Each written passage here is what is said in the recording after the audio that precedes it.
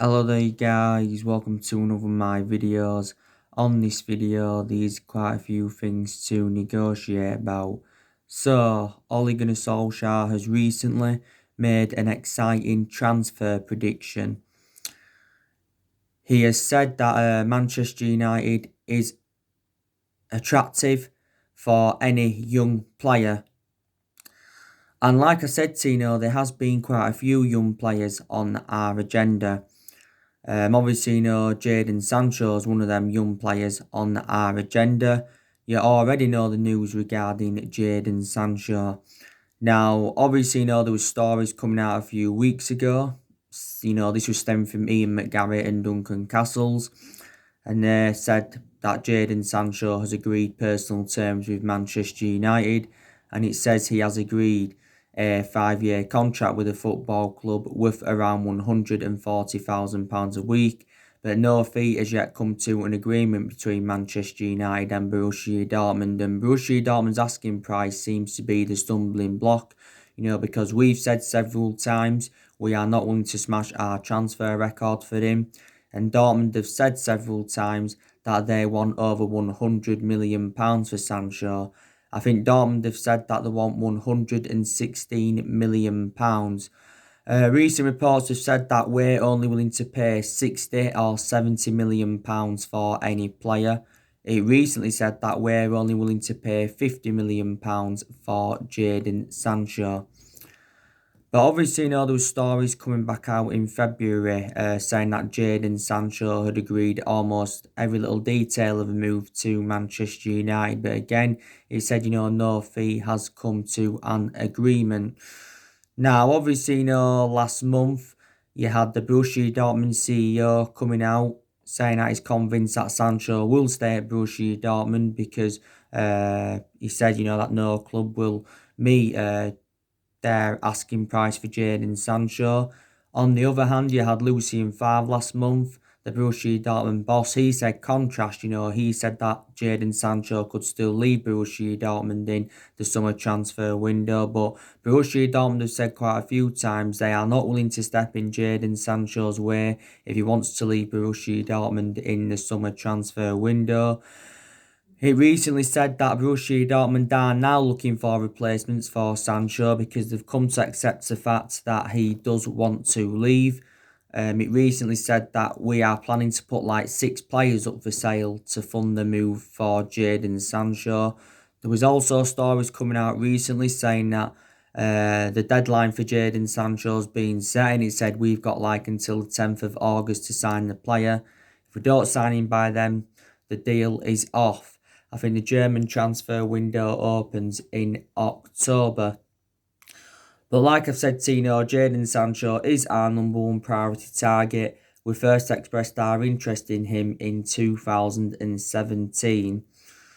Now, obviously, there were stories coming out quite a few weeks ago saying that Manchester City were in for Jadon Sancho.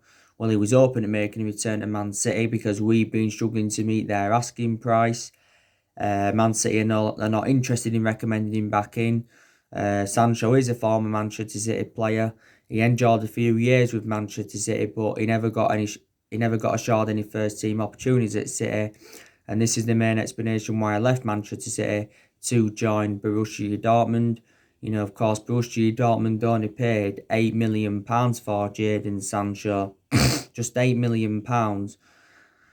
But analyse his performances in the few years he's been with Dortmund, his valuation has persistently grown. Sancho's got a contract with Dortmund until 2022. Borussia Dortmund is the third club in his playing career because, like I said, before he was at Dortmund, he was at City. And before he was at City, he was at Watford. And he was at Watford for several years.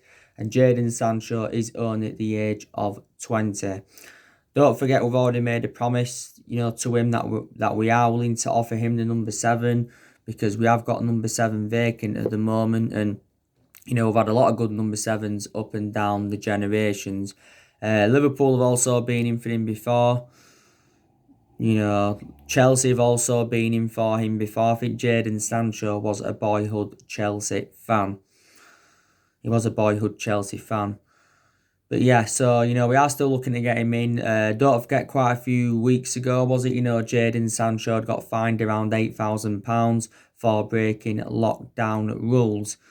But Fabrizio Romano's spoken about the Jadon Sancho transfer saga on a few occasions, and he said a while ago that we've been working on Jadon Sancho's contract for quite some time, and we've also been in negotiations with his agent. But yeah, Dortmund do remain ruthless over the valuation. They want £116 million. We are not determined to pay this, because we've said we're not willing to pay any more than the £89 million that we paid for Paul Pogba. We are looking at alternatives to Jadon Sancho, because I will make an admission there is cheaper solutions in Jadon Sancho. Recent reports have said that we are looking at Ousmane Dembele from Barcelona. So he's another young player on our agenda. There's actually two young players though that have turned down moves to Manchester United. You had Erling Haaland turn down a move to Man United in January. Of course, Solsjaker wanted to get Erling Haaland on the board in January, and it was a shame that we didn't get him. That we didn't get Erling Haaland because, like I said, in January he was our number one priority target. Solskjaer knows the player really, really well, because Solskjaer worked with Erling Haaland at Molde. So Solskjaer was keen on a reunion with the player. I think Erling Haaland, give a couple of the main explanations why he turned down a move to Manchester United. And another reason why it was disappointing why we didn't get him, because he was a cheap solution. He was available for 17 or 18 million pounds. Borussia Dortmund got him in January for around, was it 17 or 18 million pounds. He has got a contract with Dortmund until 2024. I think he scored over 40 odd goals this season, including, the goals that he scored when he was at Red Bull Salzburg, Erling Haaland. I think it did say that his release clause either becomes active next summer or the summer of 2022, and I think it's around 60 odd million pounds. But yeah, I was very, very disappointed that we didn't get Erling Haaland in. The other young player that's turned us down is Jude Bellingham from Birmingham. You already know the news regarding him. He's not yet officially joined Borussia Dortmund, but there were stories coming out a few weeks ago saying that Borussia Dortmund have agreed to get Jude Bellingham. It says Borussia Dortmund are going to get him for around £21 million, and he's going to sign a 5-year contract with Borussia Dortmund. But, we had been in for Jude Bellingham for quite some time. I think Pep Cloytek, the Birmingham boss, is he going to be leaving Birmingham at the end of the season? Don't forget Jude Bellingham had visited our Carrington training ground back in March. He held talks with Sir Alex Ferguson, I think, and his parents held talks with Ed Woodward. So reflects on that fueled speculation up. By the way, Jude Bellingham didn't sign that professional contract with Birmingham. He could have signed it on the 29th of June, which was, towards the end of last month. Jude Bellingham made his senior debut for Birmingham at the age of 16 years and 38 days, so he became the youngest player to represent Birmingham. He's been a revelation this season though for Birmingham. It's been his first season in the senior squad. I think he's played around 30 odd games for Birmingham this season as Jude Bellingham. But up until this point, he's spent the entirety of his career with Birmingham. He's been a Birmingham City player since the age of 8. And he was in their youth setup for several years.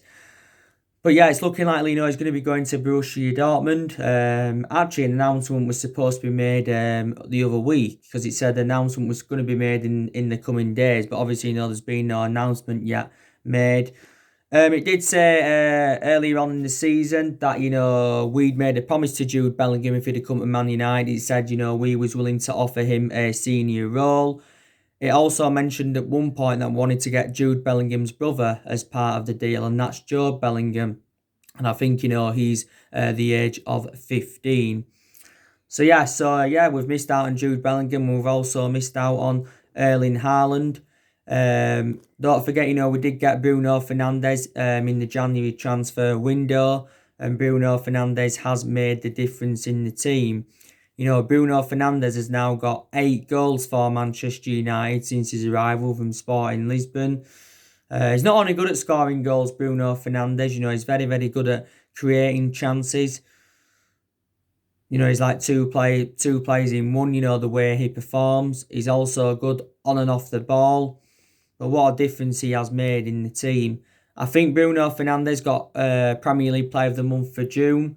He also got Premier League Player of the Month for February, reflecting on his good run of performances. We got Bruno Fernandes in a deal worth £65 million with add-ons included. And I think Bruno Fernandes didn't sign like a 5 or was it a 5.5 year deal. But what a difference he has made in this Manchester United team. It's just amazing how one player can make a difference in your team. We do remain unbeaten, since Bruno Fernandes came in to the football club. We are unbeaten in our last 17 games in all competitions. We are unbeaten in our last 10 league games. And this is our best vein of form since Ole Gunnar Solsjaker was the interim manager. It is our best vein of form. Obviously, Jack Grealish, he's another young player on our agenda, because Jack Grealish is only, 24 years of age. He's another one of our priority targets. I think Jack Grealish is valued at around £50 million. It did say a while ago, though, that Aston Villa do want around £80 million for Jack Grealish, but I'm very, very sceptical that we'd pay £80 million for him. If Villa get relegated, which I think they're gonna, then I think, you'd probably get Jack Grealish for around maybe £30 or £40 million. Like I said, Jack Grealish is well Premier League proven, and we've already confirmed that he is our preference over James Maddison. And the main explanations is because throughout the course of this season, Grealish's stats have been better than Maddison's, plus he's more versatile than James Maddison. But up until this point, Grealish has spent the entirety of his career with Aston Villa, so he's been loyal with Aston Villa for years. He's been a Villa player since the age of 6.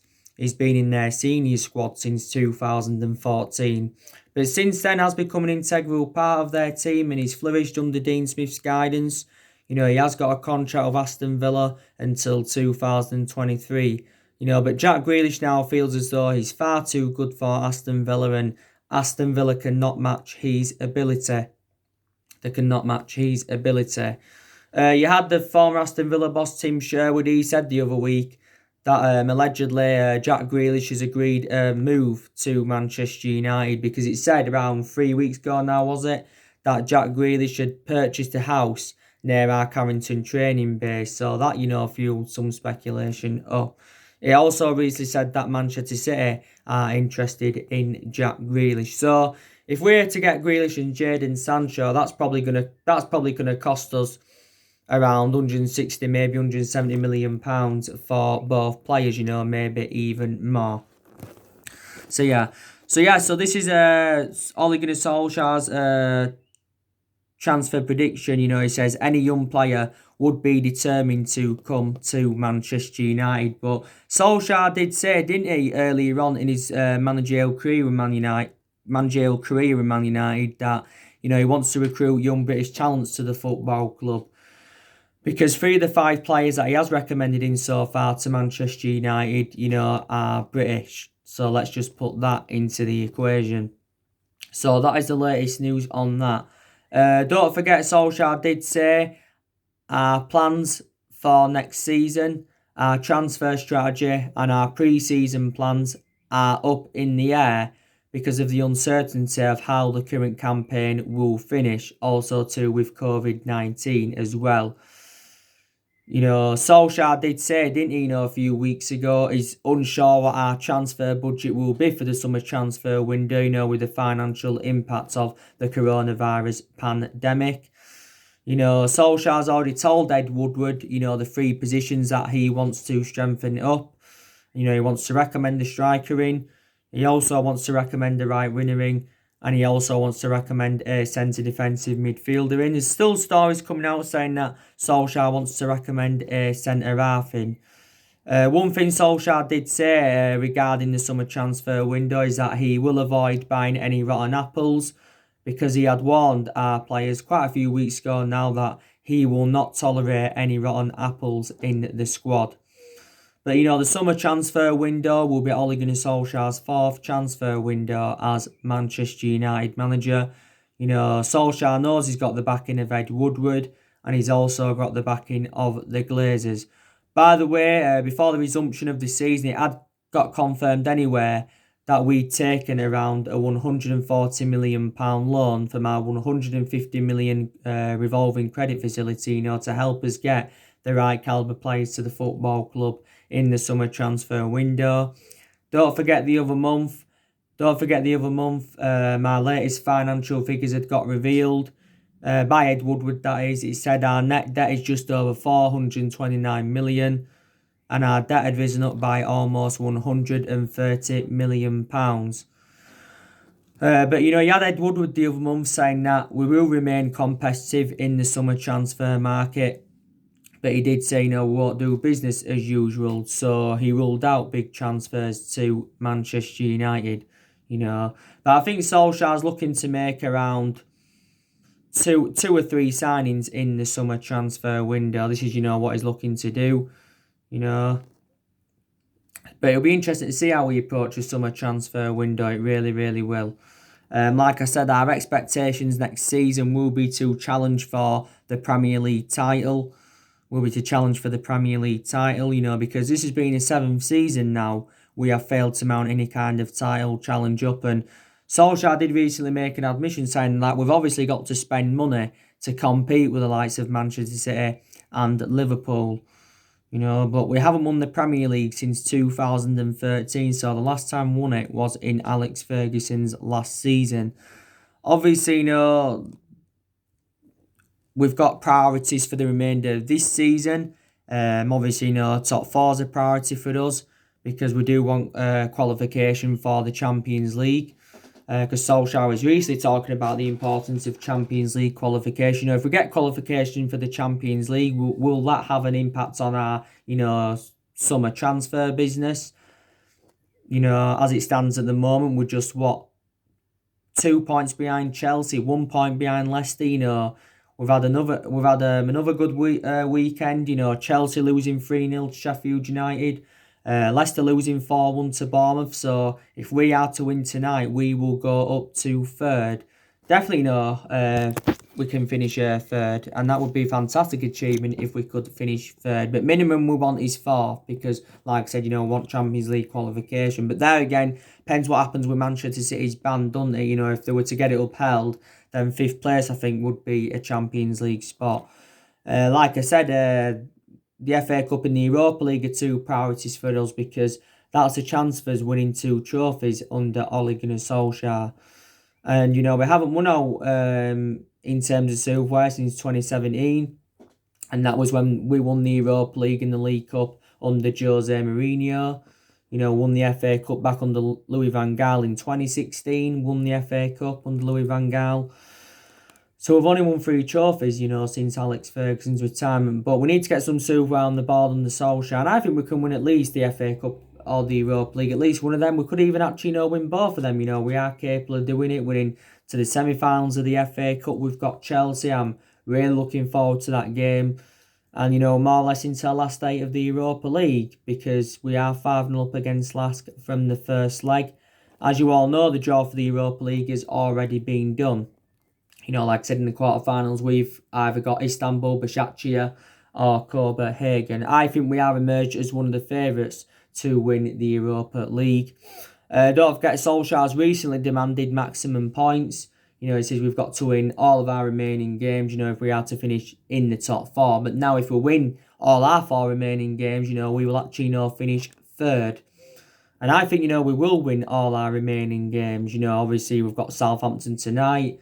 Then we've got Palace. Then we've got West Ham. And then we've got Leicester on the final day of the season. I think probably Leicester is the hardest game we have got.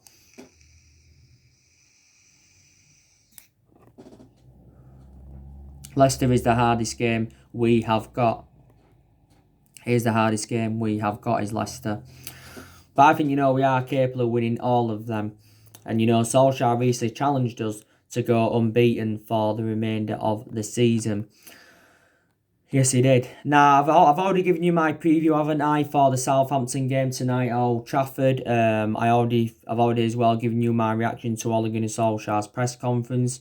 Like I said, I don't think it's going to be an easy game tonight against Southampton because, like I said, Southampton have rejuvenated themselves.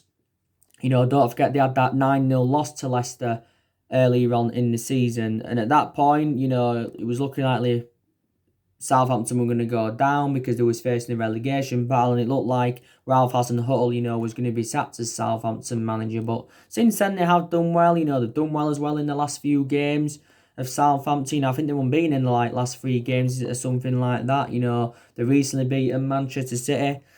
And they have got some good attacking players as Southampton. That could cause us problems. But I do believe, we're going to have too much for them. Like I said, we are unbeaten in our last 8 games against Southampton. The last time we lost to Southampton was back in 2016. I think when Charlie Austin scored. But this was back under Louis van Gaal era, by the way. I think the last time we lost to them at St Mary's was back in 2003, was it? Which is around 17 years ago now. So we have got a very, very good record against Southampton. I think they are sitting 12th in the Premier League at the moment. Southampton's expectations probably will be to finish, in the top half of the table, maybe. In the top half of the table. But yeah, I'm very, very convinced that we are going to win this game. Solskjaer has said that he's going to be going with the exact same team again. In the last 4 league games, Solskjaer has gone with an unchanged team. So if he's to go with an unchanged team tonight against Southampton, it will be the first time we've gone with the same team for 5 games in a row since February 1993, because Solskjaer's got no explanations why he'd want to even make any rotation in the team, because the team has done well, what he's gone with in the last 4 games. Don't forget we recently beat Aston Villa 3-0. Reflect on that win against Aston Villa. We became the first team in Premier League history to win 4 consecutive games by 3 or more goals. By the way, Solskjaer's been talking a lot about Mason Greenwood recently. He says that obviously Mason Greenwood's now undroppable, reflecting on his good run of performances. And he said that Man United are not worried about Mason Greenwood burning out, because maybe some people are saying he's getting overplayed and needs a rest. But he has been starting a lot recently, but it was contrast earlier on in the season, because earlier on in the season, the vast majority of Mason Greenwood's appearances were coming from that substitutes bench. But, he's done really, really well, and this has been his first full season in the senior squad. Mason Greenwood's got 16 goals for Manchester United this season in all competitions. He's done really, really well for us. And, Solskjaer did recently say that Mason Greenwood is ready to play for England at senior level. But what a player, Mason Greenwood's been for us, and he's definitely my preference over Daniel James. But I think all our attacking players have done well. Rashford's done very, very well. He's only scored 1 goal though since the resumption of the season. Solskjaer was talking about Rashford recently, and he says that, he's very, very happy, with him since the resumption of the season. He's only scored 1 goal, but, he's been involved a lot. He's, created some very, very good chances. And, it was a big miss earlier on in the season, when he had that back injury, Marcus Rashford. I think Martial's done very, very well as well. He's enjoyed a very, very good season. I think he's done quite well since the resumption of the season. Don't forget he scored that hat-trick against Sheffield United. That was his first senior hat-trick for Man United, and he became the first player to score a hat-trick for us since Robin van Persie back in 2012. And, he's also provided a couple of assists as well. But he's looked very, very effective in that central position, to be fair, as Anthony Martial. So, there you go. Yeah, and Palace game is on Thursday, by the way. And then it's a Chelsea game in the Cup on Sunday. That's the game, that I am really, really looking forward to, But you saw my video that I did yesterday, didn't you, of what our best players have been since the resumption of the season. I also went through with you, how Ole Gunnar Solskjaer has improved at Manchester United and that. And a lot of things have improved at the club, a lot of aspects of our game have improved, we're scoring more goals, we're creating more chances, we defensively do look better. I think we look much better now in that midfield. I think the combinations in the team have also improved. So that's obviously, very, very good to see. And Solskjaer's decision making's improved. He's got it right now by the looks of things, because earlier on in the season, Solskjaer didn't really have a plan A, he didn't really have a plan B, but all of a sudden now he seemed to have got things right. He knows like his best 11 now, he knows his best formation. He's also, giving everybody their chances more or less, because he said anyway when he got appointed in as Manchester United manager that everybody would get their chances to express themselves, including the young players, and Solskjaer has promoted the young players very, very well, promoted the youth very, very well.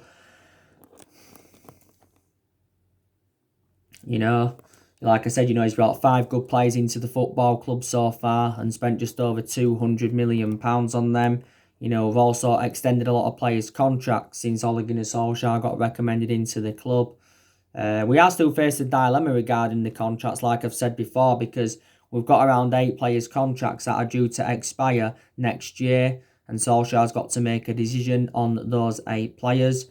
Solskjaer's also got rid of a lot of the deadwood since he got recommended into the football club. We have seen, over 20 players leave Manchester United since Solskjaer came in. So like I said, there's positives to take from his tenure, there really, really is. And Solskjaer has now been at the football club for 18 months. He's been here, a year and a half. And I said, didn't I, even if we didn't get qualification for the Champions League, Solskjaer will still be Manchester United manager next season. Like I said, in the summer transfer window, we're not only focusing on the incomings, focusing on more of the outgoings, because Solskjaer's obviously, going to get rid of more of the deadwood in the summer transfer window. I think we're looking to get rid of Jones, looking to get rid of Smalling and Rojo on permanent transfers. You already know the news regarding Chris Smalling anyway. You know the news on him. He's staying with Roma for the remainder of this season. I think Roma have agreed to pay, just under £3 million to extend his loan, and then it's going to include an obligation to buy, and then I think Roma are going to get him then after his loan for around £13 million, Chris Smalling. Like I said, we're looking to get rid of Jesse Lingard. The chase is now on for Lingard, because I heard recently that there's been about 4 clubs that have been in for him, looking to get rid of Andres Pereira. I don't think Diego Dalot's good enough to represent Manchester United. I'm very hopeful that we can get rid of Sanchez on a permanent transfer. So we are definitely not going to get rid of more of the deadwood in the summer transfer window. We really, really are.